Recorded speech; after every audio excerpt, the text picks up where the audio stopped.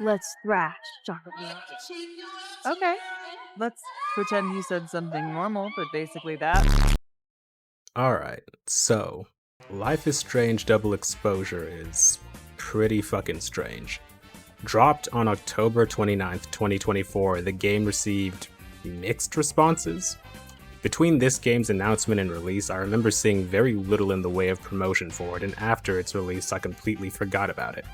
More than a few other games were dropping around this time, and Double Exposure got drowned out, falling largely under my radar and apparently everyone else's since I saw next to no one speak on it. When I went looking for answers, everybody who played it felt middling about it at best, completely betrayed at worst, and after playing it myself, yeah, its issues aren't lost on me. Before I try to make sense of what did and didn't work, I want to say, to be fair, Double Exposure was always fighting an uphill battle. The original Life is Strange, released in 2015, received immense critical acclaim for its episodic structure, riding the high that Telltale Games established around this time. Fast forward to now and that structure isn't doing much for anyone. Telltale shut down in 2018, attributing the demise to low sales despite positive reception of their games post the OG Walking Dead. Life is Strange 2 in true colors don't appear to have sold as well as the first game. And 2 months after Double Exposure was released, Deck 9, its developer, announced layoffs, strongly suggesting this game didn't do much better either. I remember seeing a grand total of 2 trailers for this game. Its announcement trailer and the sudden launch trailer a day or two before its release, and I couldn't help but feel that Deck 9, or at least Square Enix, didn't have much faith in this one, and I see why. For starters, even if Double Exposure knocked it out of the park story-wise, I still doubt it would have sold very well.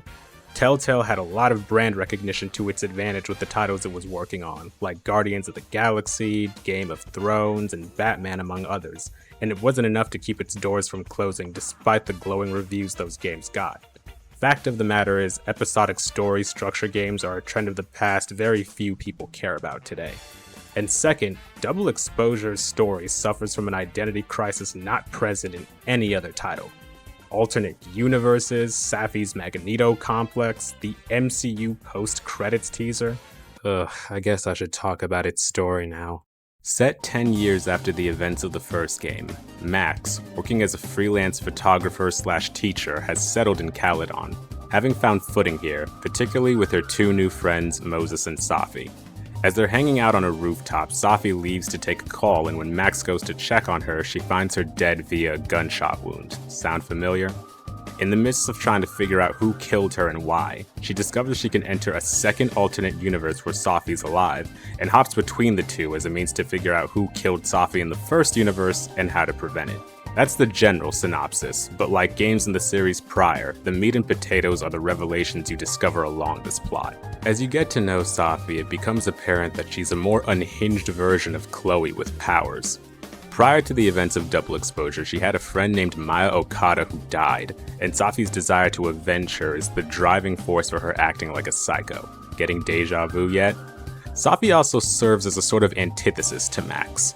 Later in the game, we discover she has shape-shifting powers and is very in love with them. She doesn't have the same kind of baggage Max has, so she doesn't care how much using her powers may hurt people around her, and that's clearly the point. What I don't understand is the sudden god complex she develops towards the end of the game. Her initial stick was to hurt everyone she felt wronged her late friend, and when she discovers her mother masterminded the plot that would drive Maya to take her own life, she sets off to find other superpowered people to rule the world or some shit. This part of the story isn't clear, and I get that was intentional with the cliffhanger and all, but what is up with this immediate shift? Life is Strange as a series has been about how powers and conspiracies alter the otherwise relatively normal lives of people and those around them, and how they come to maintain normalcy past the obstacles they overcome. Between this cop fusing with his past self, Max merging 2 universes into one, and Safi's supremacy issues, I feel like I'm watching 3 different shows, each trying to convince me that one is more important than the others. That cop I mentioned earlier, apparently he's aware of Max's powers and wants revenge for what she did to Arcadia Bay, and when he touches his past self, he's literally wiped from existence, throwing that whole subplot out the window. What the fuck is going on right now? I'd say that embodies the biggest issue with double exposure. Shit is happening just to happen with no clear end goal, no rhyme or reason. I'm not sure what theme, message, or feeling double exposure is trying to leave me with, or what I'm even supposed to expect from a sequel which this game is not so subtly trying to set up. And as for the characters, I think Max as a character is fine. Fast forward 10 years and she still feels true to herself, but considerably more mature given her age and trauma. Still soft-spoken, still caring, and a whole lot more pragmatic, which only makes sense.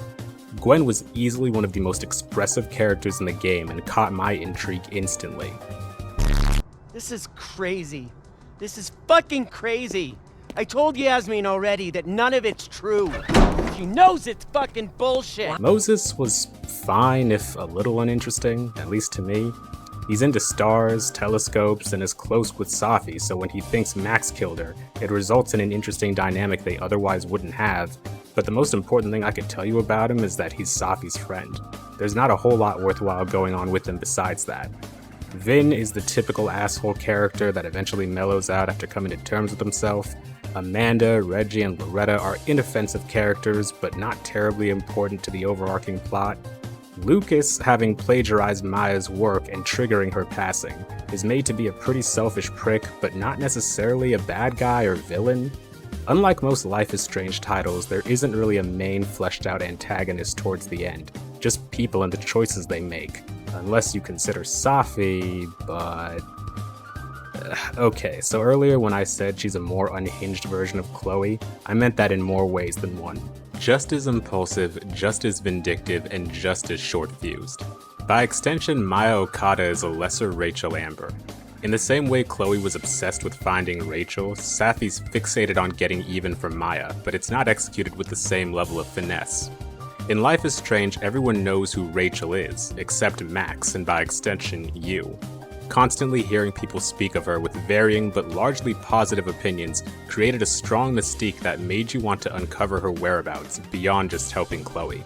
Here, you already know what happened to Maya, and when you find out why, it's almost immediately forgotten towards the end and largely feels like a means to an end.